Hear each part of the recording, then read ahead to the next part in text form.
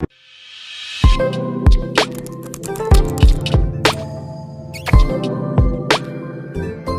Friends, mind booster channel में आप सभी का स्वागत और अभिनंदन।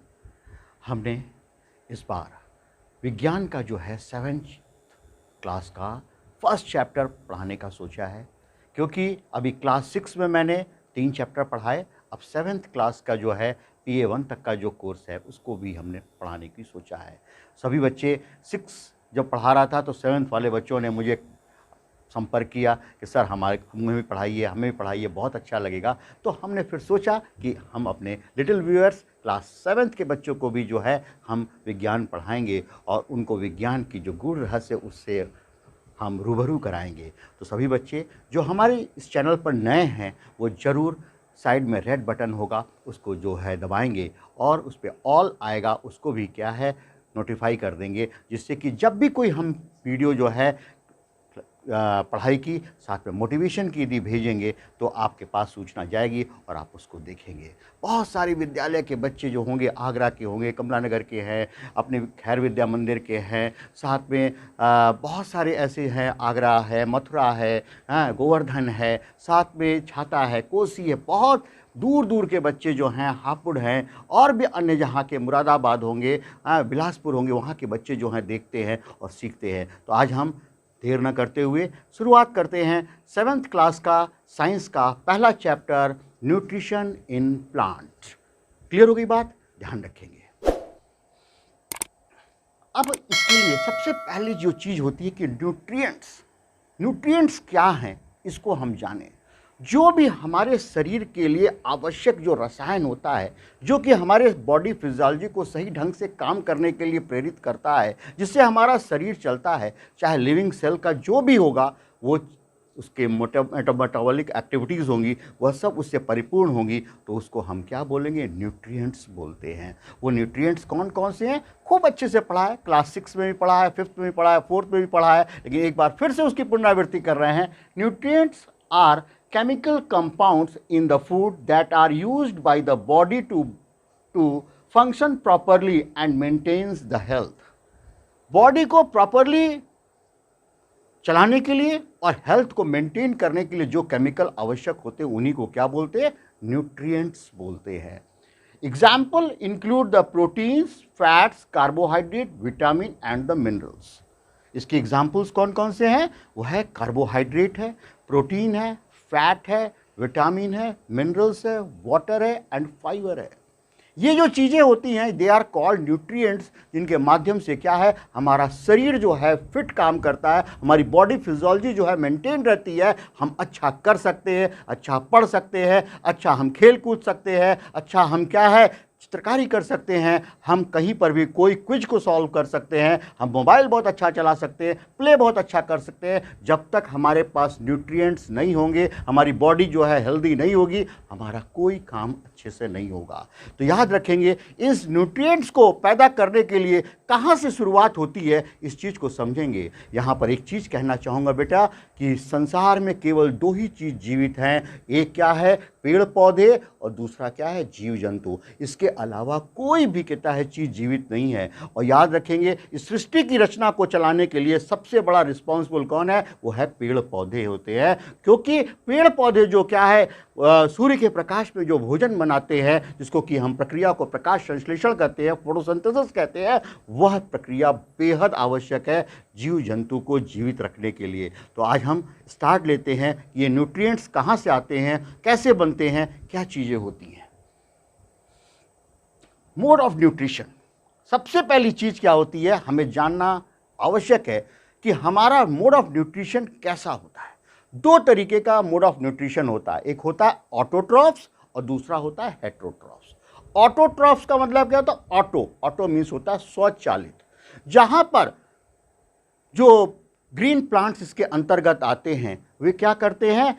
सूर्य के प्रकाश को लेकर के कार्बन डाइऑक्साइड और वाटर से मिल करके कार्बोहाइड्रेट का निर्माण करते हैं। इस प्रक्रिया को हम फोटोसिंथेसिस कहते हैं। वह चीज़ क्या है, ऑटोट्रॉफ्स के अंदर आती है कि जितने ग्रीन प्लांट हैं जो हरे भरे दिख रहे हैं वो क्या है, वो ऑटोट्रॉफ्स हैं, वो अपना भोजन स्वयं बनाते हैं। और नेक्स्ट इसके बाद जो न्यूट्रिशन का आता है वो होता है हेट्रोट्रॉफ्स होता है, जो कि क्या है, अपना भोजन स्वयं नहीं बनाता। वह क्या होता है, दूसरे पे आश्रित होता है। जब दूसरे पे आश्रित होगा तो क्या होगा, होस्ट से जो है अपना भोजन प्राप्त करेगा, तो हम उसको क्या बोलते हैं, पैरासाइट बोलते हैं। इस चीज़ को ध्यान में रखेंगे।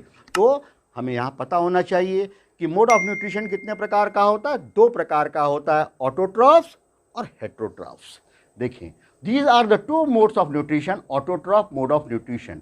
In this mode of nutrition, organisms make their own food, plants makes their own food by the photosynthesis in presence of sunlight. जो बात मैंने आपको समझाई कि सूर्य के प्रकाश में जो भोजन बनेगा वह क्या है, वह प्रकाश संश्लेषण की प्रक्रिया के द्वारा बनेगा। और नेक्स्ट जो है हेट्रोट्रोफिक मोड ऑफ न्यूट्रिशन, क्या, in this mode of nutrition organism obtain food from other like human beings.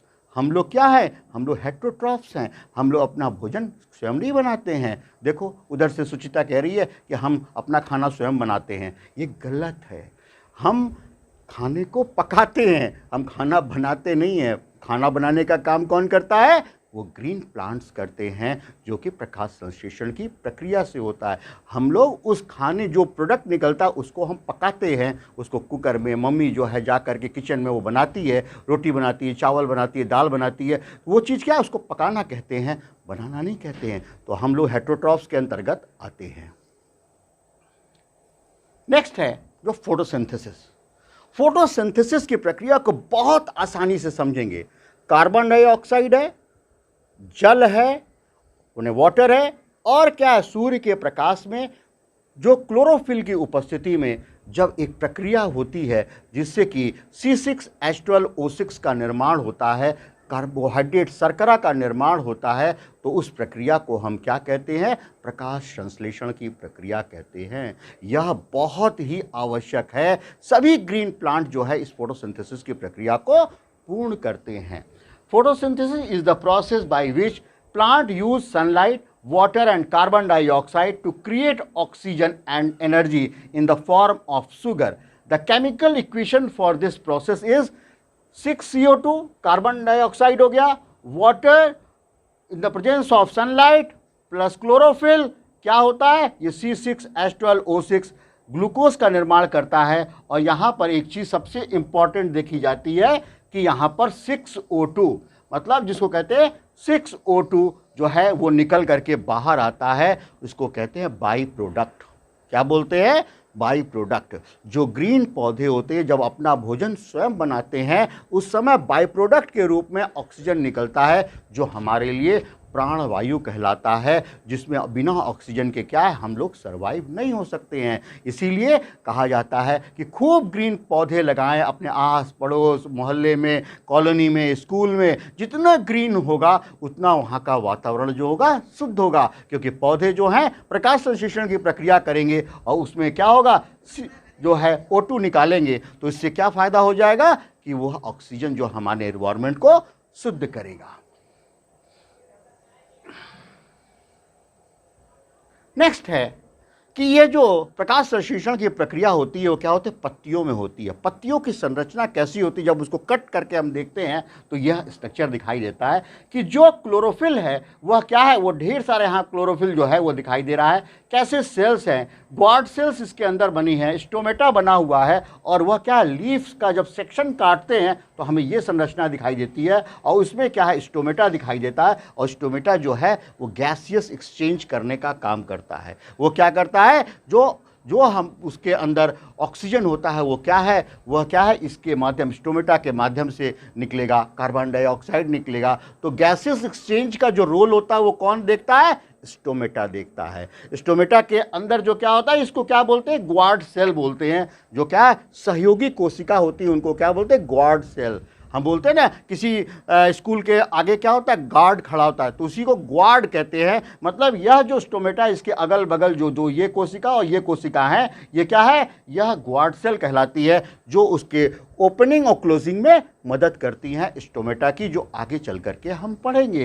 तो यहाँ ध्यान रखना है कि लीफ जो होता है हरे रंग का होता है, जब उसका सेक्शन काटते हैं तो उसमें क्लोरोफिल दिखाई देता है, ग्वाड सेल दिखाई देता है, स्टोमेटा दिखाई देता है। और स्टोमेटा का एक स्टोमेटा की संरचना ये होती है, उसमें यहाँ पे छेद होता है, इधर क्या है आपका ग्वाड सेल है, इधर क्या है ग्वाड सेल है, ये क्या सपोर्टिव सेल्स है जो opening and closing of stomata को प्रभावित करती हैं।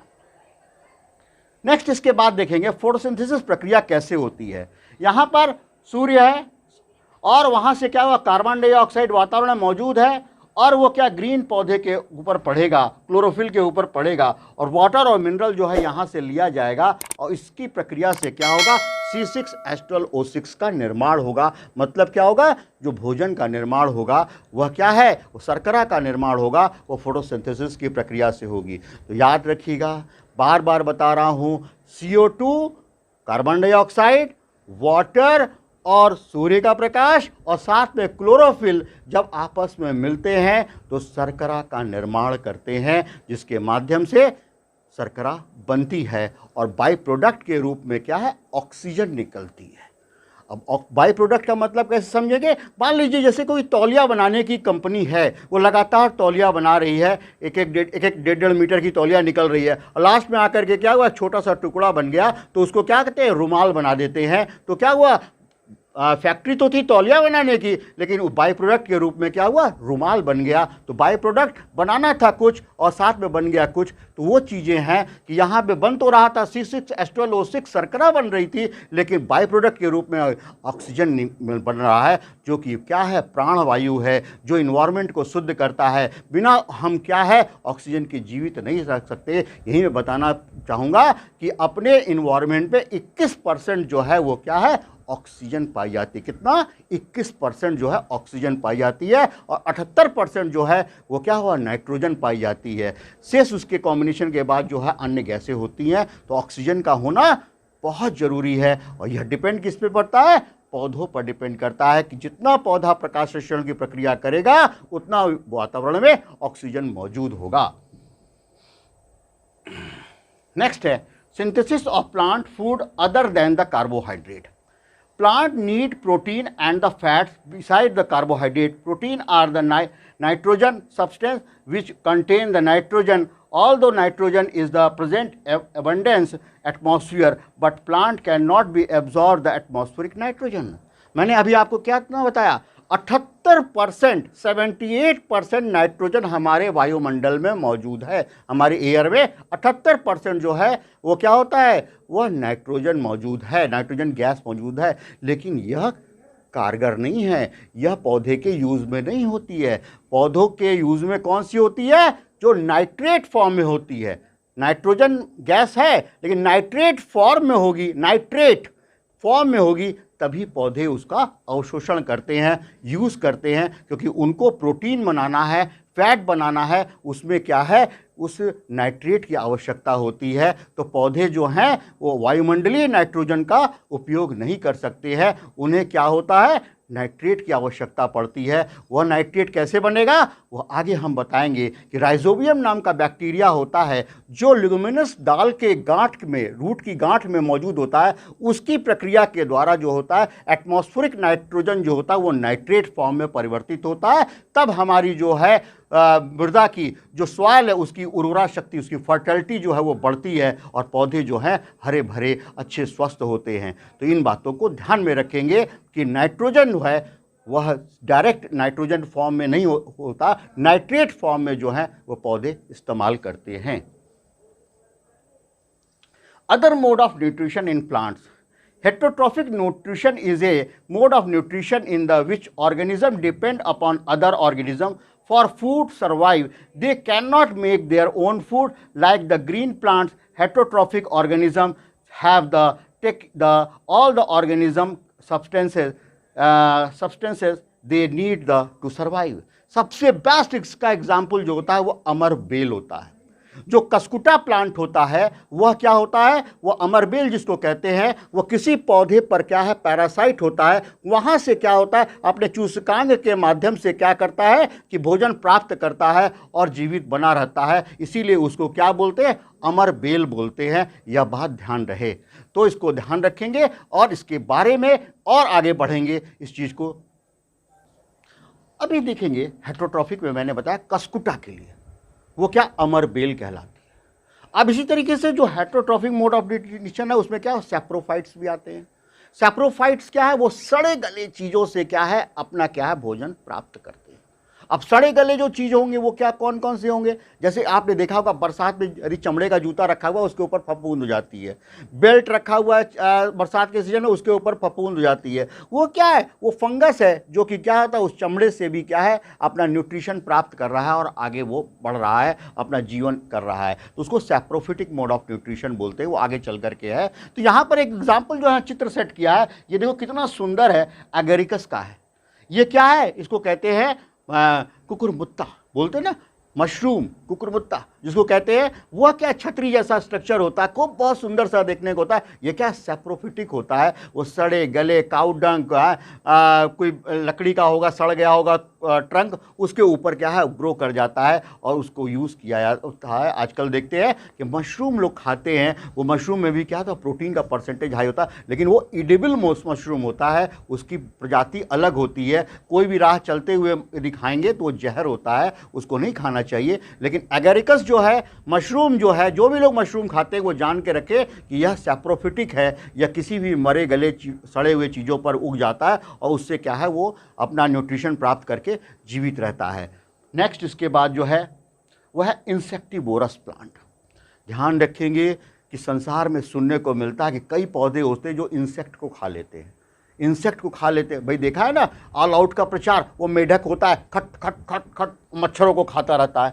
हाँ, ऑल आउट का प्रचार देखा है ना। उसी तरीके से कई ऐसे पौधे होते हैं जो क्या होता है, ये इंसेक्ट्स को खा लेते हैं। उसमें क्यों इंसेक्टिवोरस बनते हैं, क्योंकि वे पौधे ऐसी भूमि में उगते हैं जहाँ पर नाइट्रोजन की कमी होती है।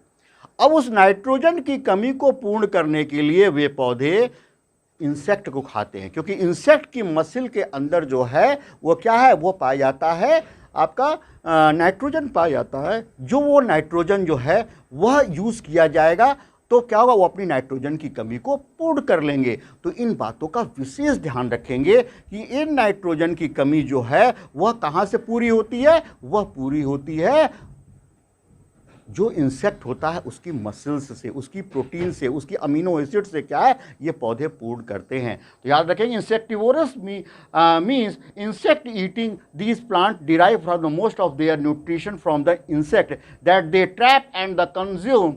These plants grow in the humid areas where the plenty of sunlight and moisture is found. They are found in the nitrogen deficit soil. जो बात पहले बोली ना, नाइट्रोजन डेफिसिट सॉइल, ये बात बोल रहे ना, नाइट्रोजन डेफिसिट सॉइल।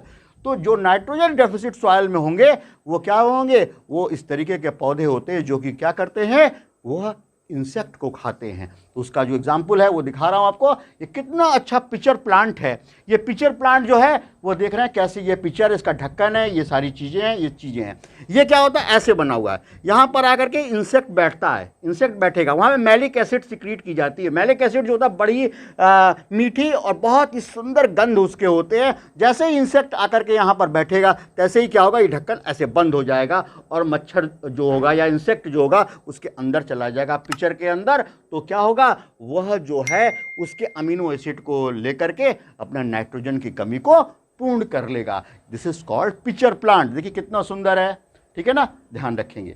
इसी तरीके से क्या है, ये सनड्यू प्लांट कहते हैं। सनड्यू प्लांट में क्या होता है, ये जो चीज़ें हैं ना ऐसे खुली हुई रहती हैं। जैसे ही क्या ये इंसेक्ट आएगा इसके बीच में, वो तुरंत ऐसे बंद हो जाएगा और इंसेक्ट उसके अंदर ट्रैप हो जाएगा और उसको क्या है, उसका यूज़ करेगा, उसको डाइजेस्ट कर लेगा और अपने शरीर में नाइट्रोजन की कमी को पूर्ण कर लेगा वो पौधा। तो ध्यान रखेंगे, इंसेक्टिवोरस प्लांट में पिचर प्लांट का नाम याद रखेंगे और सनड्यू प्लांट का नाम याद रखेंगे। नेक्स्ट है सैप्रोफाइट्स। सैप्रोफाइट्स का भी मैंने बताया कि वे पौधे, जो वो जीव जो क्या दूसरे सड़े गले ऑर्गेनिक सब्सटेंस पर पैदा हो जाते हैं उनको हम सैप्रोफाइट्स बोलते हैं। एक एग्जाम्पल दे रहा हूँ, मम्मी किसी कटोरी में आटा रख करके भूल गई 2 4 6 दिन, तो देखते हैं उसके अंदर फफूंदी हो जाती है, उसको क्या बोलते हैं, फुई बोलते हैं, फुई। वो क्या है, वो फंगस है। वो फंगस कौन है, सैप्रोफिटिक पर फंगस है। वह क्या हुआ कि उस आटे वाले में से डबल रोटी के ऊपर देखते हैं कि बहुत सारे सफ़ेद और काले रंग की किताब पूरी जाली का स्टार्ट हो जाती है। वो क्या होता है, राइजोपस होता है, म्यूकर होता है, वो भी क्या है, सैप्रोफिटिक होता है। तो those non green plant which obtain their food from dead and decayed organic matter called saprophytes. These non-green plants called the fungi derive their food from the dead and the decaying organism matter. So fungi are saprophytes. Some of these common fungi are the mushroom, bread mold and yeast. समझ रहे ना, तो mushroom, bread mould और east जो होते हैं ये common fungi होते हैं। ये एक क्लोरोफिलस होते हैं, ये ग्रीन नहीं होते। ग्रीन होते तो खुद भोजन बना लेते, एक क्लोरोफिलस है इसलिए अपना भोजन स्वयं नहीं बना सकते हैं। तो सीधे यहाँ समझना चाहिए कि जो डबल रोटी के ऊपर जो आती है फुई, वो चाहे वो क्या है, मशरूम हो वो, और चाहे वो ईस्ट हो। अब कहेंगे ईस्ट तो हम आप लोग खूब खाए हैं। आप कहेंगे कहाँ खाए हैं सर, जब हम जलेबी खाते हैं तो क्या होता है, देखते हैं हलवाई जो है उस मैदे में ईस्ट मिला देता है और उससे क्या होता है, कार्बन डाइऑक्साइड उत्पन्न हो जाती है। और जब क्या होता है, उसको छानते हैं तो वो क्या होता है, वो कार्बन डाइऑक्साइड निकलने के लिए प्रेरित होती है, तो जलेबी के अंदर पूरा छेद बन जाता है और उसको क्या चाशनी में डुबोकर हम लोग खाते हैं। तो ईस्ट जो है बहुत सारे जो है प्रोडक्ट होते हैं उसमें जो है यूज़ होता है, चाहे वो ब्रेड होगा, चाहे वो आपका ये जलेबी होगी, और भी जो जितने प्रोडक्ट होते हैं उसमें क्या है, ईस्ट का प्रयोग करते हैं। तो ये ध्यान रहे कि ईस्ट जो है वो सैप्रोफाइट्स है और यह जो है हमारे शरीर के लिए जो है लाभदायक होता है ईस्ट, जो कि हमारे शरीर में विटामिन B10 और B12 और B5 की कमी को पूर्ण भी करता है ईस्ट। इसलिए क्या है कि हमें जो है ईस्ट यदि हम खाते हैं तो हमें उसका लाभ भी मिलता है। तो ये सैप्रोफाइट्स हैं। सैप्रोफाइट्स के बारे में एक ही बात बता रहा हूँ कि एक क्लोरोफिलस होते हैं और अपना भोजन जो है वो डेड ऑर्गेनिक मैटर से प्राप्त करते हैं। तो और इसके लिए बेस्ट एग्जाम्पल कौन सा है, मशरूम है, आपका ब्रेड मोल्ड है और आपका ईस्ट है।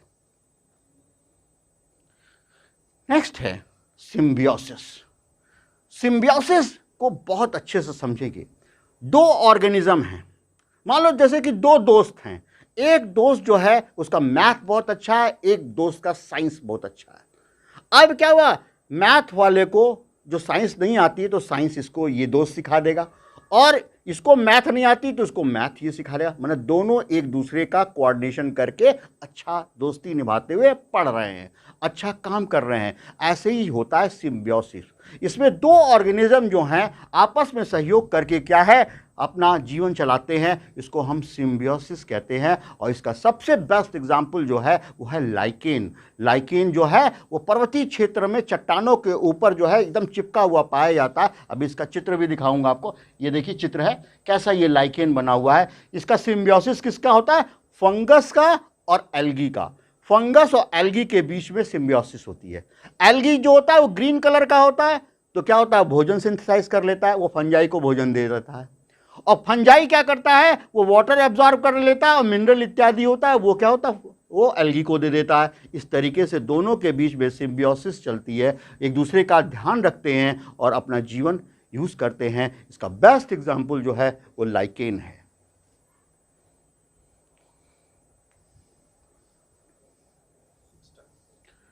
How nutrients are replenished in the soil.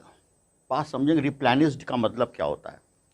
जब मान लो किसी भूमि पर लगातार खेती हो रही है और पौधा उससे न्यूट्रिएंट्स निकाल रहा है, कैल्शियम भी ले रहा है, मैग्नीशियम भी ले रहा है, नाइट्रोजन भी ले रहा है, सब चीज़, तो उस भूमि की फर्टिलिटी जो है धीरे धीरे कम होने लगती है।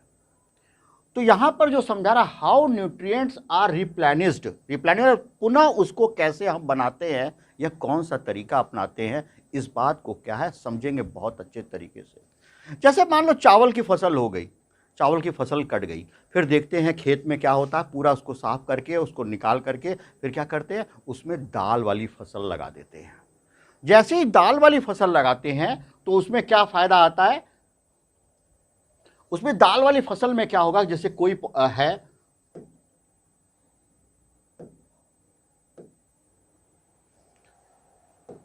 दाल वाली कोई फसल है, मान लो दाल की वाली ये कोई फसल है, इसमें तो इसके जो रूट होते हैं उसमें क्या होता है, छोटी छोटी गांठें होती हैं। जो दाल वाली फसल है उसमें क्या होगा, गांठें होंगी, और इन गांठों में क्या होता है,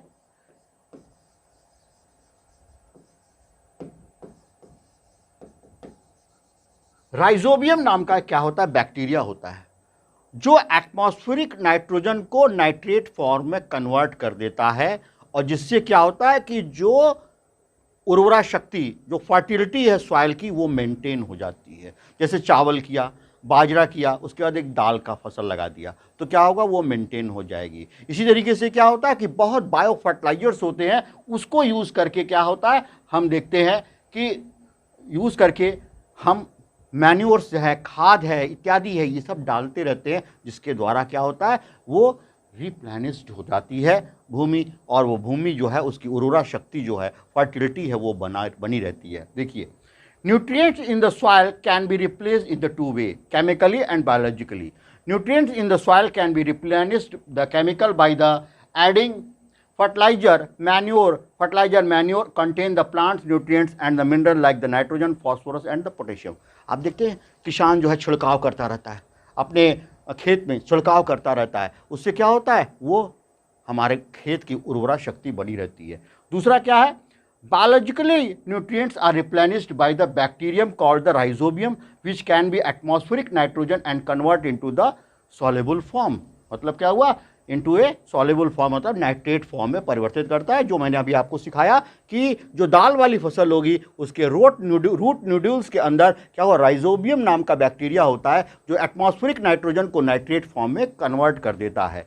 नेक्स्ट है, the nutrients are replenished in the soil other method this like the crop rotation. जो मैंने आपको समझाया, क्रॉप रोटेशन, जब बाजरा किया, चावल किया, तो फिर क्या हुआ, चना कर दिया, अरहर कर दिया, दाल वाली फसल लगा दी, तो क्या उसको क्रॉप रोटेशन कहते हैं। Changing the crop for the every season will keep the land fertile, when one type of the crop drain the nutrients in the season they are in the nest. मतलब कहने का क्या मतलब हुआ कि यदि हम लगातार एक तरीके की खेती करते रहते हैं तो सॉइल की जो है फर्टिलिटी कम होती रहती है। तो इस चीज़ को ध्यान रखेंगे। तो नेक्स्ट, इसके बाद जो चैप्टर का जो लास्ट फेज आ गया है उसको मैं अब समझा रहा हूँ, बहुत ध्यान से एक एक की वर्ड्स को समझेंगे।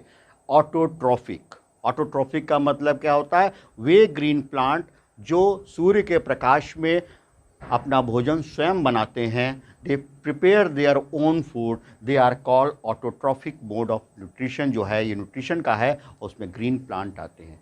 क्लोरोफिल। क्लोरोफिल क्या होता है, जो भी पौधा ग्रीन कलर का दिख रहा है वो ड्यू टू क्लोरोफिल दिख रहा है। हेटेरोट्रॉफ्स जो होते हैं वो एक क्लोरोफिलस होते हैं, उनमें क्लोरोफिल नहीं पाया जाता है, वे अपना भोजन दूसरे से लेते हैं, दे आर पैरासाइट और सेप्रोफाइट्स।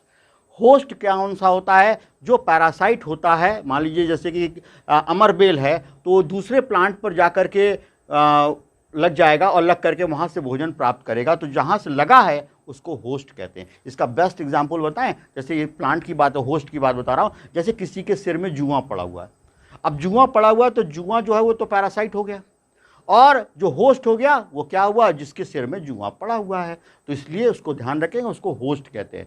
इंसेक्टिवोरस कौन है, वे प्लांट्स जो कि नाइट्रोजन की कमी वाली जगह पर, नाइट्रोजन की कमी वाली भूमि पर यदि उत्पन्न होते हैं, वो क्या है, इंसेक्टिवोरस प्लांट कहलाते हैं। ये इसमें पिचर प्लांट और सनड्यू प्लांट का नाम सर्वश्रेष्ठ है। न्यूट्रिएंट्स क्या है, वो केमिकल जो हमारे बॉडी की फिजियोलॉजी और हेल्दी रखने में मदद करता है, उसको न्यूट्रिएंट्स बोलते हैं। और उस न्यूट्रिएंट्स को यूज़ करते हैं तो उसको क्या होता है, न्यूट्रिशन बोलते हैं, उसको कहते हैं पोषण बोलते हैं, जिससे कि हमारी बॉडी बिल्डअप रहती है, अच्छे से रहती है, हम हर तरीके की एक्टिविटीज़ कर सकते हैं, वो न्यूट्रिशन हुआ। पैरासाइट्स का मतलब क्या होता है, परजीवी। परजीवी का मतलब किसी दूसरे पर आश्रित होना, जैसे जूं है, बाल में है, वो परजीवी है। मच्छर जो है वो परजीवी है, वो उसका होस्ट कौन है, वो हम लोग हैं। हम लोग का खून चूस करके क्या है, मच्छर जो है जीवित रहता है। फोटोसिंथेसिस क्या है, फोटोसिंथेसिस क्या है, कार्बन डाइऑक्साइड और H2O, सनलाइट और क्लोरोफिल के प्रेजेंस में C6H12O6 शर्करा का निर्माण, कार्बोहाइड्रेट का निर्माण करती है, उस प्रक्रिया को फोटोसिंथेसिस कहते हैं।